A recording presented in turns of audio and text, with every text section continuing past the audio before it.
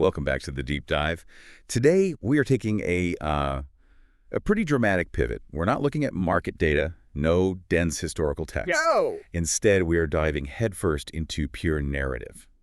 A survival story that is so intense, so visceral, that we're basically going to treat it like a movie script.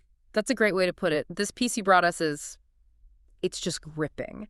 And our mission today is really to analyze the sheer speed of a localized apocalypse. Right. We want to understand that exact moment when, an inconvenience flips into a desperate life or death struggle. And the most terrifying part is how it starts. It's not a bang.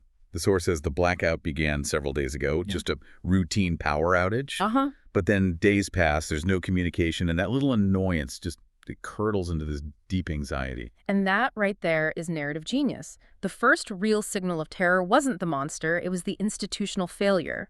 The electricity company's silence added to the unease. We are so hardwired to expect information, some kind of order. When the systems we count on just go silent, that silence is a weapon. It's way more terrifying than any immediate visible threat. It really speaks to our need for predictability. A storm knocks the power out, fine, we can handle that. But when it goes out, and nobody tells you why, Or for how long? your baseline anxiety just skyrockets. Yeah. And the environment itself starts to reflect that. The usual hum of daily life is just gone, replaced by a thick, suffocating stillness. It's the moment you realize you're standing on quicksand. Everything you take for granted, water, food, safety, it's just gone. Not with a fight, but with a phone that nobody answers. A perfect stage for the Mojors to make their entrance. Exactly. Okay, let's jump right into that action, because this slow burn dread, it escalates into absolute panic really fast. We're with our main character, Shawn, sitting by a window. And he's just feeling completely vulnerable to the Mojors, these creatures out in the dark. And the soundtrack to his life now is just pure horror. The source describes screams, gnashing teeth, and the chilling shrieks of the creatures as they found their prey. I mean, it's unbearable. He's totally immobilized, just covering his ears, praying. It's pure, visceral terror. And then that threat shifts. It goes from something you hear to something that is right there. The lights flicker, they give out, and then just dead silence. Followed by that loud crash. A Mojor slams right into the window.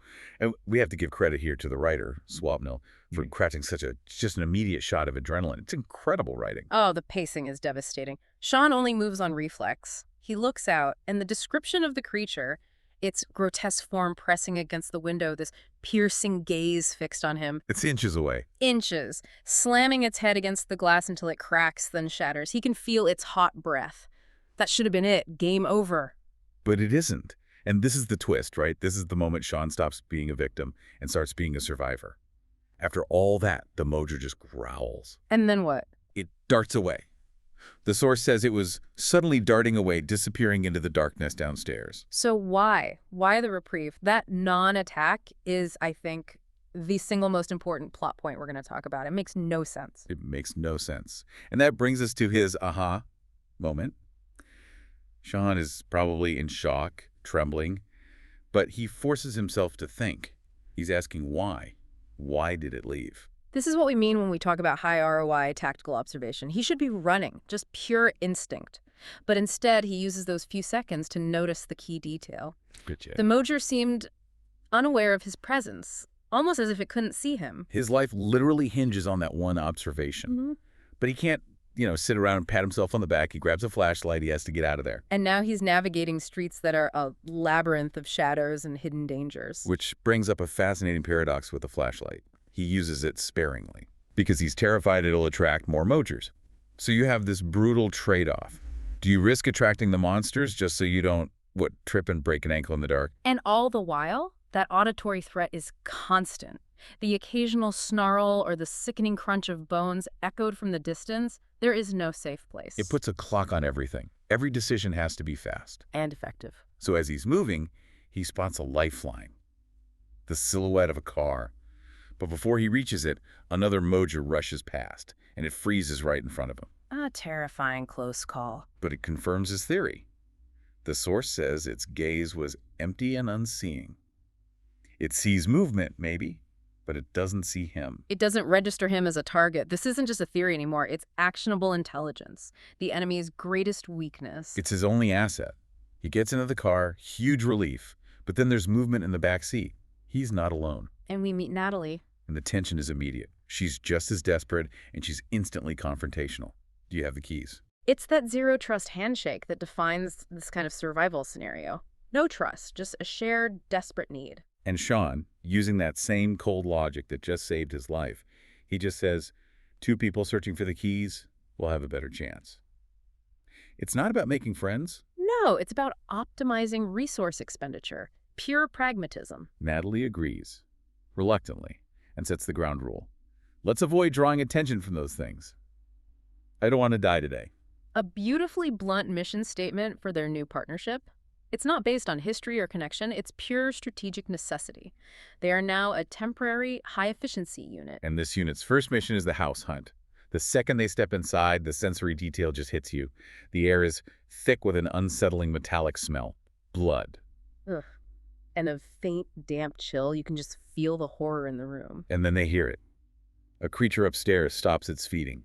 Its mouth is wet with blood, and its heavy footsteps start thundering down the stairs. It's active, and it's right there with them. Shawn has less than a second. He has to use what he knows about noise. He grabs something, anything, and just hurls it outside. Forcing the Mojor to chase the sound. It's pure high-stakes improvisation. It's brilliance under pressure. It confirms they're drawn to sound above all else.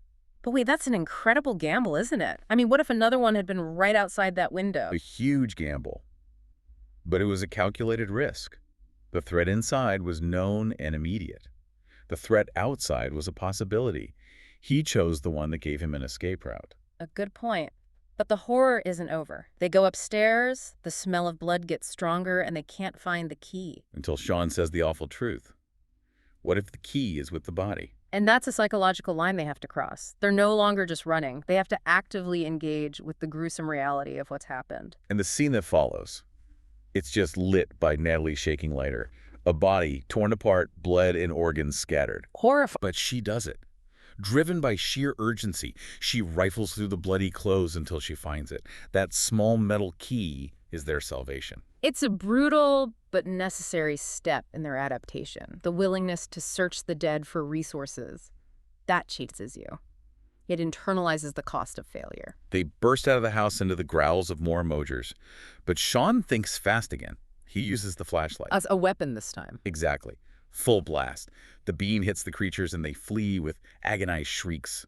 Light, the very thing he was scared to use, is now his shield. It's the perfect application of knowledge gained under fire. His observation about their weakness is now their escape plan. They get in the car, slam the doors, and Natalie floors it.